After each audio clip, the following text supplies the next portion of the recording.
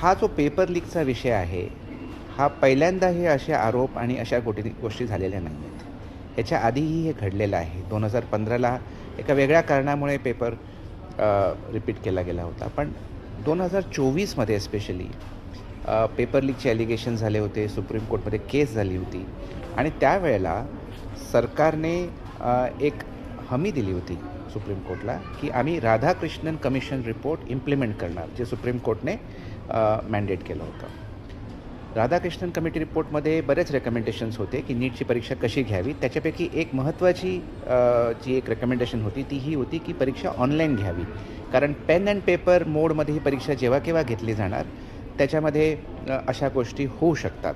कारण एवढ्या मोठ्या देशामध्ये 22-23 लाख मुलांसाठी हजारो सेंटर्समध्ये ती प्रश्नपत्रिका जाणार.